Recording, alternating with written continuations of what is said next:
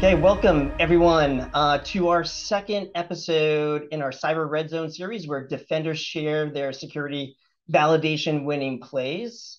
We're thrilled to have you as we explore a customer's journey with Pentera. I'm Thomas Poor, your host, and joining us today is Michael Francess from Wyndham Hotels and Resorts. Thanks, Tom. Thanks for considering me for this. Michael, thank you for coming in. I really appreciate you taking the time, and connecting with us and sharing your story. Um, Before we dive into like the Pentera experience, for the people out there who don't know you, could you provide some background, maybe about you, about Wyndham, potentially the structure and maturity of the security organization? Sure. So I've been in cybersecurity going on 15 years now. I joined Wyndham back in 2017, pretty much right before Wyndham Hotels and Resorts was spun off as its own separate entity. So I was initially a Wyndham Worldwide corporate employee. We were basically a conglomerate consisting of multiple business units. The company decided to spin off the hotel business unit in 2018.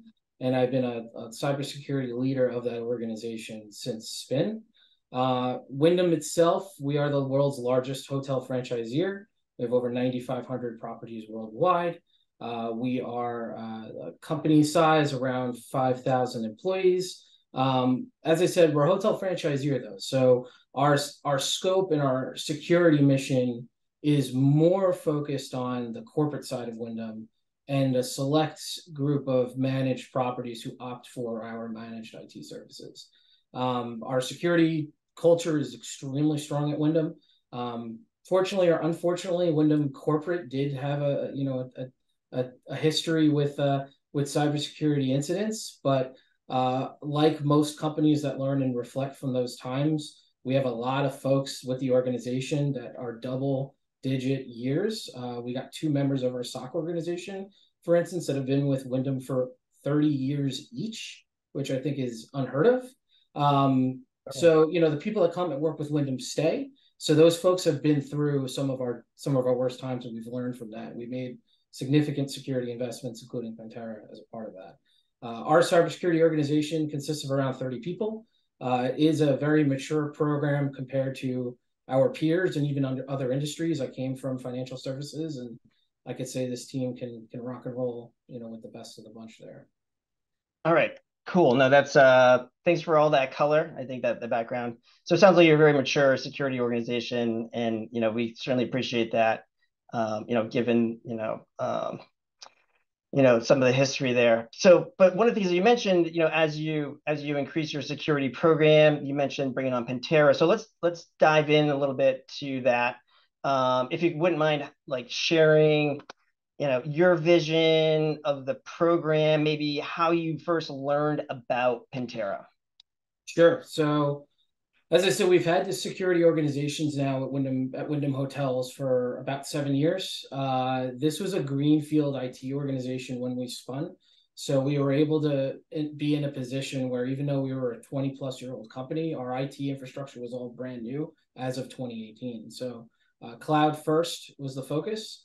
We have no physical data centers anymore. Everything is AWS, which brings its own unique challenges. Luckily, we were a fully remote workforce, more or less, before COVID hit. So we were well equipped to deal with a lot of those challenges. And where Pentera comes into play for us, so I lead a team known as Advanced Threat and Response. Basically, my functions consist of overseeing everything incident response, threat hunting, and threat intelligence.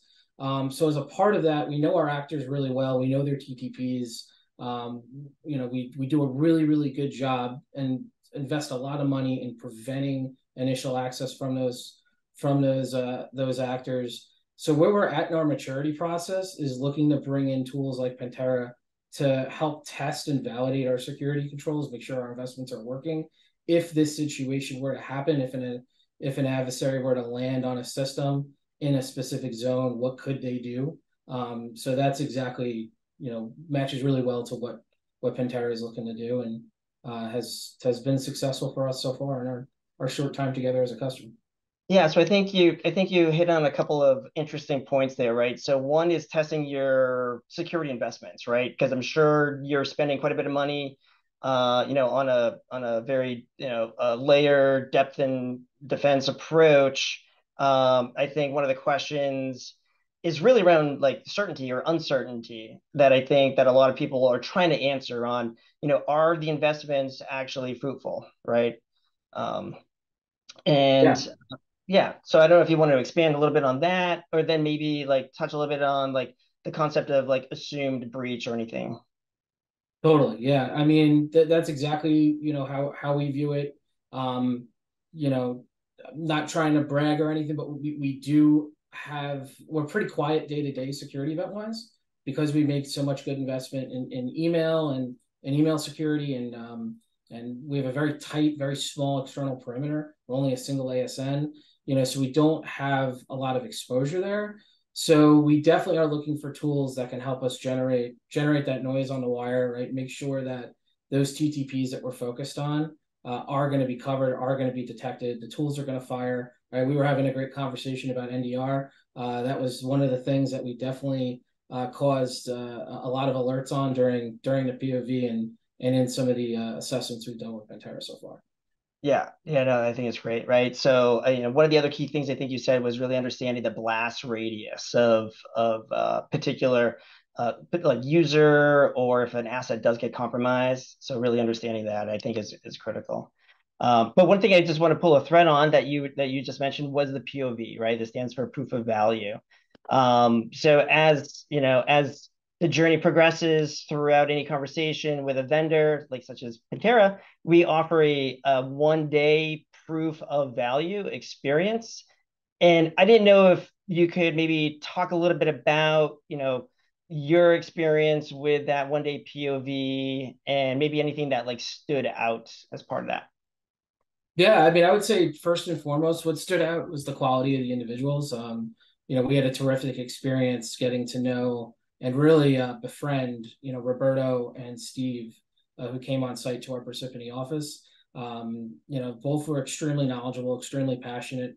Steve, especially, shout out to him, very, very tight with not just knowing the product, but knowing, about pen testing, being a formal pen tester, what he would expect as an analyst on both sides of the fence. It was really engaged and tight with R&D. So if we had a question saying, "Hey, is Pentera going to support X in the future?" He had those answers, which sometimes you don't get from those similar kind of POVs, right?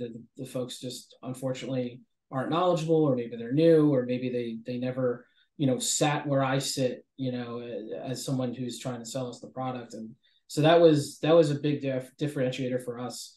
The transparency and the willingness to work with Wyndham. We showed interest in wanting to do stuff in the cloud that some of their other customers weren't thinking about. Just how we built the program. I think you guys have really eaten that up and have given us that love, and that's what we love, right? We are very much a company that we view our vendors as direct extensions of our security team. So if you guys aren't going to be successful, we're not going to be successful. So that's a real big mantra that our organization chants when we deal with vendors. Yeah, so I think one of the key takeaways here is I think that your experience with Ventera is more of a partnership, right? Than anything else. Yeah, you guys are opening up the ability for us to provide services more on the red team side that we don't have bodies for right now, right? But we want to do. We have a mission. We have an understanding. We have a need. So I think you guys are really gonna help us out there. Yeah. So I guess let's talk a little bit about the logistics of your POV experience, right? So you mentioned that the team came on site, and I guess walk me through a little bit about like the 1 day experience. They probably brought a laptop, and then you probably did a little bit of scoping as Yeah, to what you were going to test, and then like what were some of the you know outcome almost throughout that day. yeah. So they came on site to our Parsippany headquarters in New Jersey, and yeah, it's not every day you get to play around with a gaming laptop at work. So that was a lot of fun. Yeah, everything was fully set up out of the box.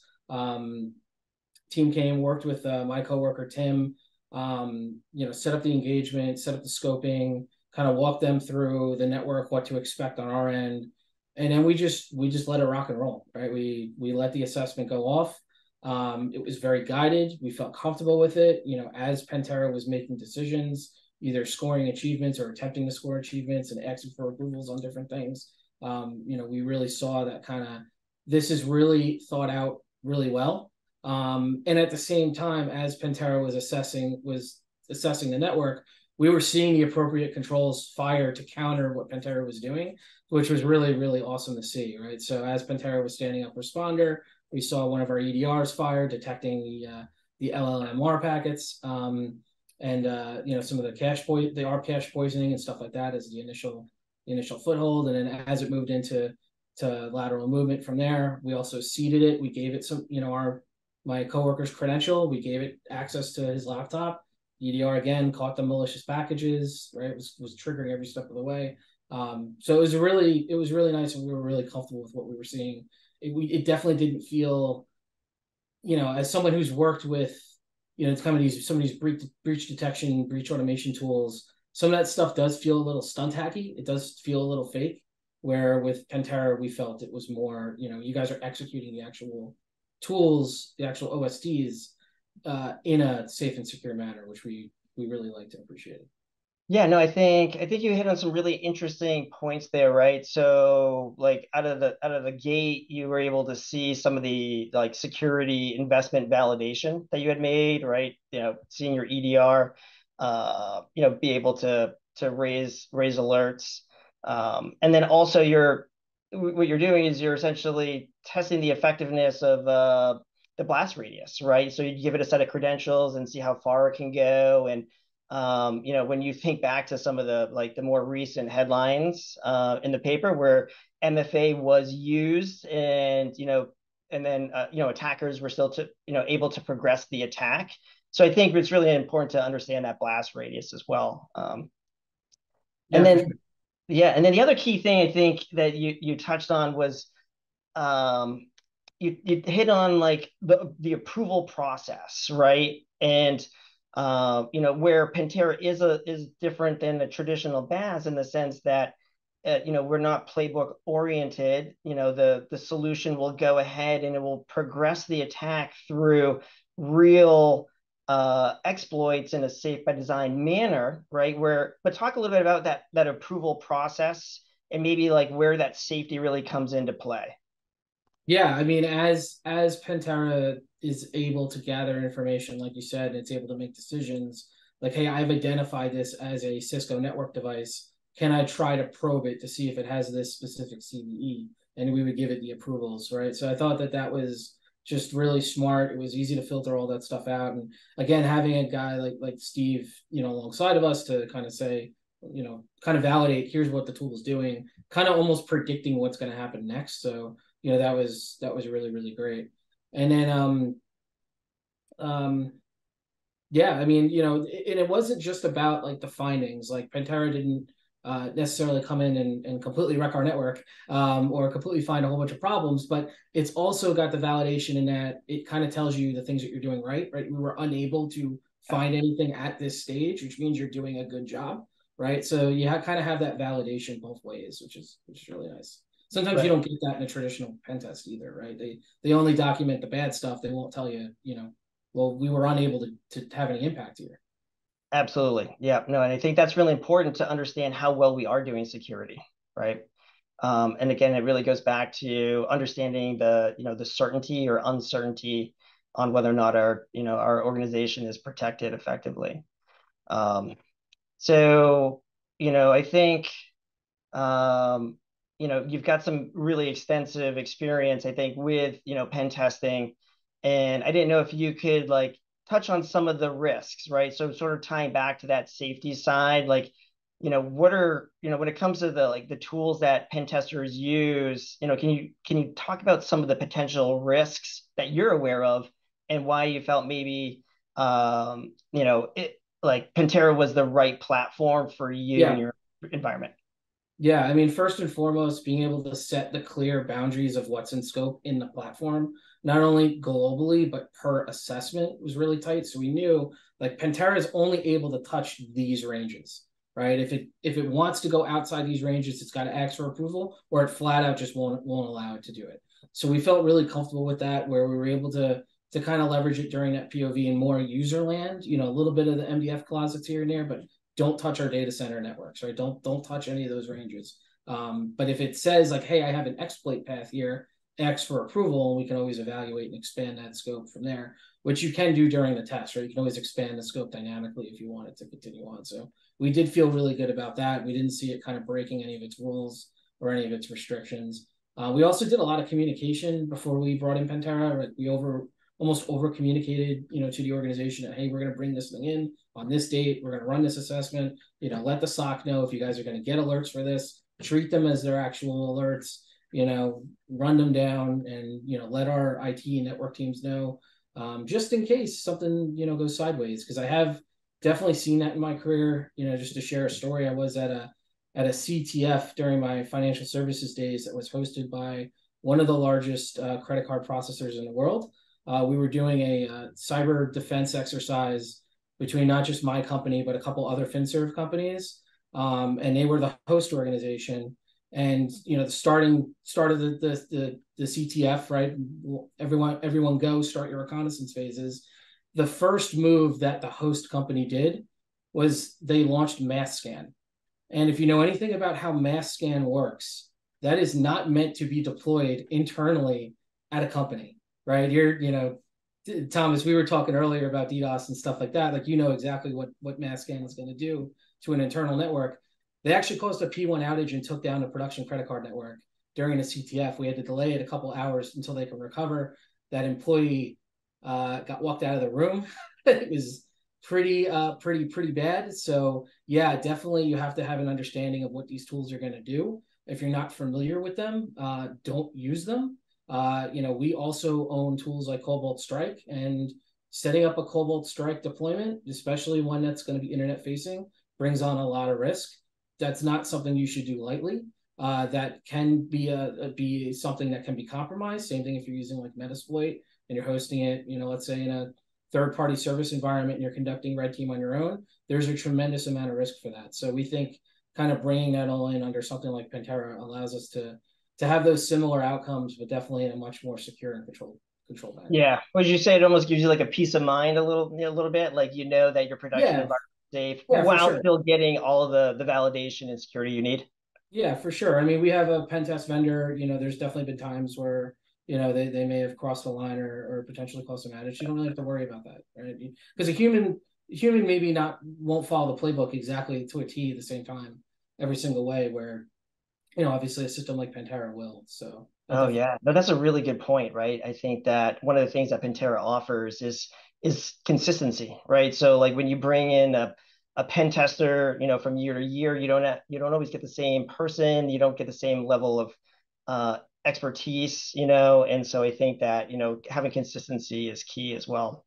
yeah, and to be clear, like we're not bringing in Pentera to replace people. It's a tool. Right. It's to be Yeah. used alongside the existing people there. It does help them, especially when you're doing the more mundane stuff of pen testing, like boundary testing, right? I mean, this knocks out all that, so you're not doing Nmap, and matching up the Nmap results and doing all that. This can just take care of it for you. So as a pen tester, we worked alongside our in-house pen tester with this. He was very impressed by it.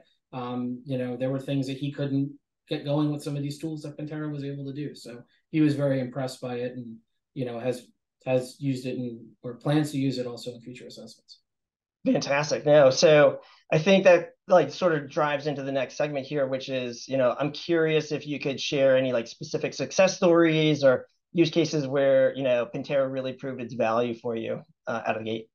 Yeah, so I mentioned during that, that initial POV, that kind of day one POV, we were susceptible to responder and the LLMR, poisoning and stuff like that. And we took those results from Pentera and got them in front of our head of IT. And that helped accelerate plans that were already in the work to elevate our domain functional level, which knocked down a lot of that stuff. So we were able to completely remove those vulnerabilities. I actually ran an assessment in Pentera 2 weeks ago, and it wasn't even able to bypass that stage or utilize that stage as the initial recon by poisoning and trying to trying to get credentials in that manner, as we've completely neutered it from the network. So yeah, definitely a huge success story there. It definitely is helpful with vulnerability prioritization. As it found those vulnerabilities, we can again add them to the reports. It just adds weight to the patching cycles, that these things really should be addressed first, because we did an assessment and we were able to get negative outcomes from that assessment because that vulnerability existed, in that specific area. So definitely helps with that kind of stuff as well. Yeah, I think, when you think about like traditional like vulnerability management and assessment, um, I think prioritizing, from the attacker perspective, like what's exploitable within my environment, right? I think, you touched on, accelerating, the, upgrading of your environment. And that's probably something that wasn't necessarily being shared with you, with traditional vulnerability management and like from a priority perspective, right? Yeah. Uh, Yeah, no, that's great. That's awesome. Um, so I think one of the things I'd be curious, right? So, as we approach the 2:30 mark here, East Coast time, I'm curious, like for the audience listening in today, like what advice or tips would you offer those that are considering Pentera? So definitely, as I said, over communicate about it. Now, I believe most of the folks on the call are, or at least interested in Pentera, aware of it, have a need for it, right? Or possibly, it's on the chat, possibly even evaluating it right now, which is awesome. So, yeah, definitely. One thing that I've seen in my career that really works to our detriment is, unfortunately, there's too many security teams that don't get along with each other, or the security organization does not get along with IT or network. Definitely have to make sure that triad and that relationship between those teams is solid, and that there's an understanding that, hey, this thing is going to take automated action. It's going to operate as a real attacker. So there may be surprises here. Some of those things you can really put down a lot of toll gates and kind of orchestrate or know what Pentera is going to do before it does it. But just making sure that hey, you're aware that this is what this is what it's going to do, and these are some of the outcomes it might have. So that communication aspect to me was the biggest thing. And making sure that management understands that because this thing is going to operate as a real world attacker and is going to leverage real world techniques, that the findings from it are taken seriously, because they can be easily replicated, even trivially replicated. In the case of Responder, right? That's something you can download right from GitHub and fire up, with 2 commands. This stuff's a lot of the tools that Pentera leverages are all preloaded on things like Kali. So it's very, very easy to use some of this stuff. There's not a lot of black magic here. There's not a lot of, custom stuff. There's no stunt hacking. It seems to be pretty straightforward from what we've seen so far as a customer. So yeah, definitely kind of respecting what it's going to do, but also respecting, what it finds, and taking it seriously. Those Yeah. are the big things. So I think one of the other things that you just sort of keyed in onto was like reporting up to management, right, about some of the things that need to take action on. So how has like Pentera helped with the reporting aspect or the communication up to management about potential findings and things like that? Yeah, so we communicated about the assessments, or every time we've scheduled one since, with our leadership, up VP to our CISO level. I have a standing meeting once a month, or bi-monthly rather, to brief management on the last month of activity, and that can include what came in and out of a Pentera assessment, right? We'll kind of go over that, treat it just like we just did a regular pen test, right? And here are the results, here are the findings. If there's stuff we need to put into a risk register for future work, for possible future project, or is there stuff we need to knock out, right now?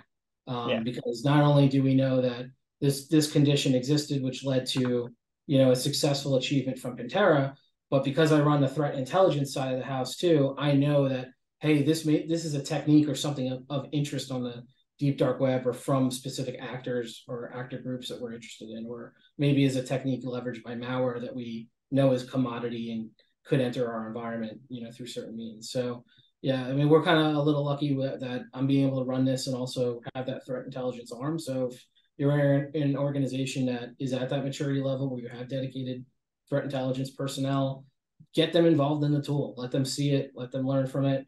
Unfortunately, in cyber, there's too much siloing between these teams where, the SOC has their own tools, threat intel has their own tools, investigation IR has their own tools, but they don't have the ability or access to log into each other's stuff. So kind of the left hand doesn't know what the right hand is doing, and that just isn't going to lead to any positive outcomes. So, Right. this is something that can definitely bring teams together in a sense, right? Because it's going to, create alerts for the SOC.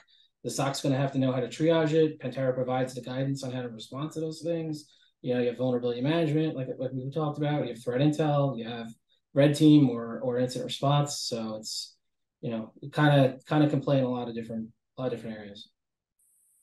No, that's awesome. No, I think it tells a very compelling story, like with all the validation, bringing the teams together, validating, SOC effectiveness, threat hunting. Yeah, I mean, it tells a great story of almost like continuous incident response, right? I think that's one of your like visions, right? Yeah, that's the mission for my program is, we have those towers. We have a threat intelligence, detection engineering, and red team tower. That's the mission is focused on continuous incident response. So yeah, that's definitely fits in. Cool. All right. So what other like maybe last insights or remarks do you have to share before we jump into some Q&A? Uh, just stay safe out there. It's wild right now. Yeah. I know Try the it's one day funny. POV. Did you I like that? actually, yeah, definitely do the POV. Yeah. It's funny. I did an internal webinar earlier for Cybersecurity Awareness Month, and literally I detailed like here's all the interesting stuff that's happened over the last year, and man, it was a lot. So yeah, definitely stay safe out there. All right, cool. All right, so let's see. We'll do some like logistics here. So one of the things I'm going to bring up the slides here, and then we will let's see here, here. Great. So I really want to thank Michael, but I think more than anything, we sort of want to take some questions from the field out there. Let's see, what do we have? Of course, I lose my chat box as soon as I start sharing.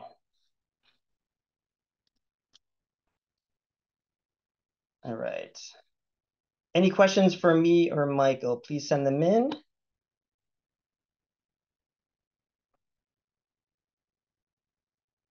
All right, let's see. So one of the questions I have, let's see, could you share more about the specific challenges or requirements that led you to consider automation and how it's improved your processes?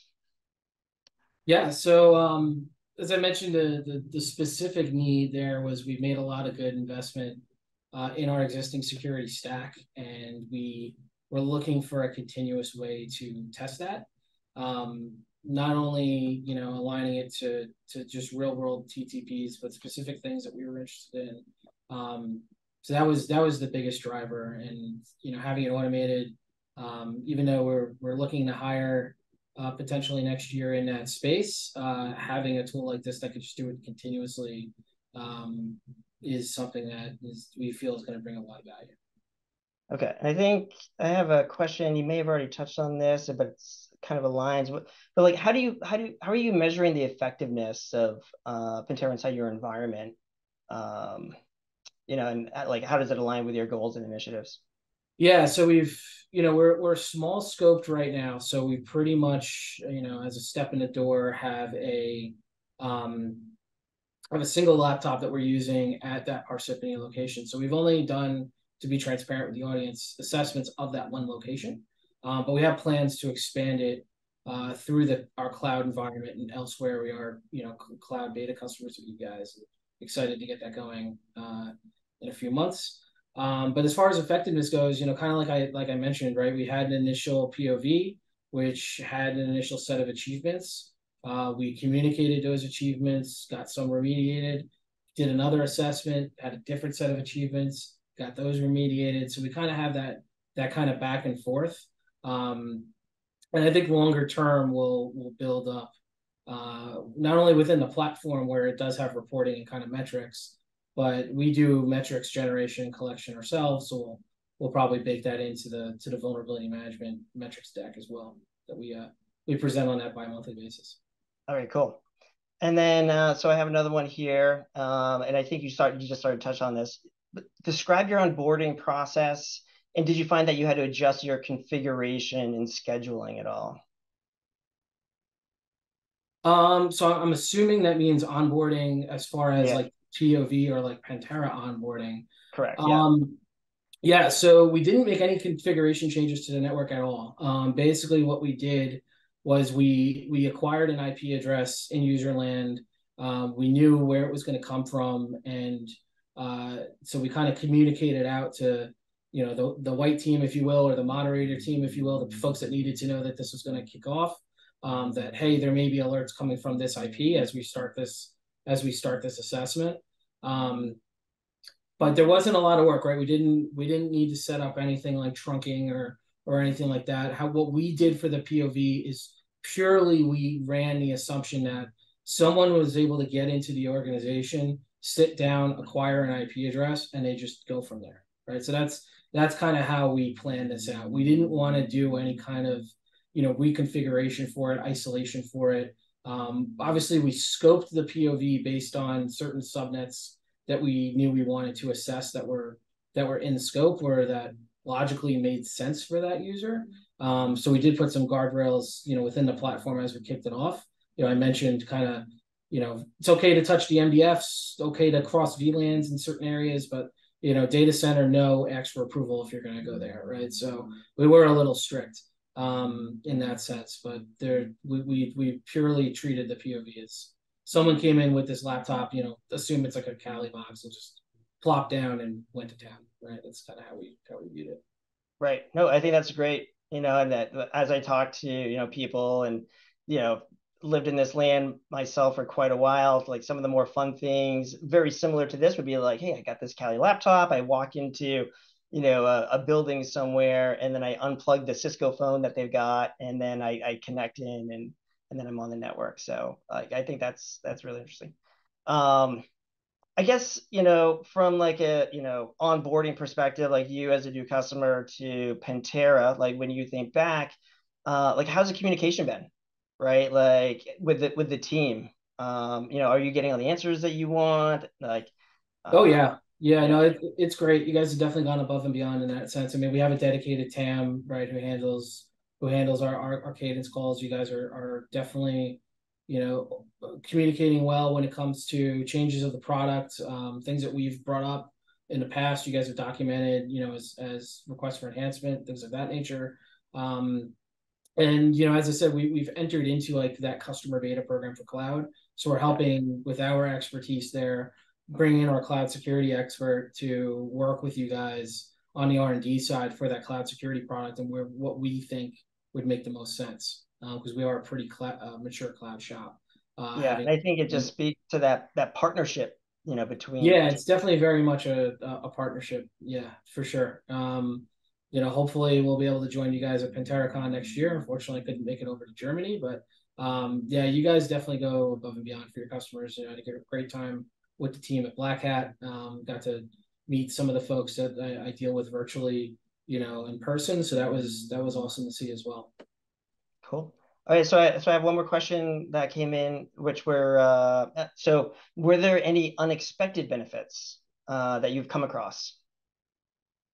Yeah, I think what's one thing that we weren't really thinking about was the fact that we now have gained password cracking capability, right? And password cracking Oh capability on yeah, the fly, which is something that we weren't necessarily thinking about. Like we obviously knew that Pentera was capable of doing it, but I think seeing that in action, fortunately slash unfortunately, we were able to gather some credentials off the wire and crack them, which was cool. And again, we communicated that to IT and we made the appropriate changes and re-rolled passwords when needed. So, we do have a pretty strict password policy. Our passwords rotate probably more often than most companies.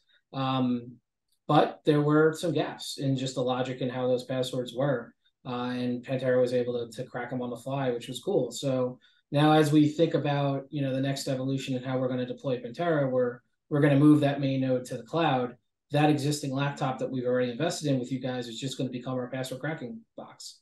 So, that's definitely a capability that we haven't had in a while. I mean, I think the last time we've done an enterprise-wide password crack was back when we were Wyndham Worldwide, right? So, having that capability is something that's definitely nice to have. Although, to be perfectly honest, our focus is on going passwordless, as should most organizations. Definitely try to get rid of passwords in your environment entirely. Um, Kind of stinks for Pentera, but is better for everyone else. So yeah, so that's kind of where we're looking to go. But that was one of the benefits that I think we were like, oh yeah, didn't even think about that. That's a pretty cool service that now we have the ability to do. Yeah, I think, and then that just gets into like the zero trust validation, right? Like, can a specific user get to assets that they shouldn't be allowed to, right? So, very cool. Those are all the questions that we have. So we'll just wrap up some logistics here really quick. So, let's see who won. What we'll do is we'll throw all the names into random generator, and my sidekick has already done that. And we have a winner for the official NFL jersey, and that is Ashley Mathis. And so we will be reaching out and then getting that for you. And what we'll do is we'll just wrap up here.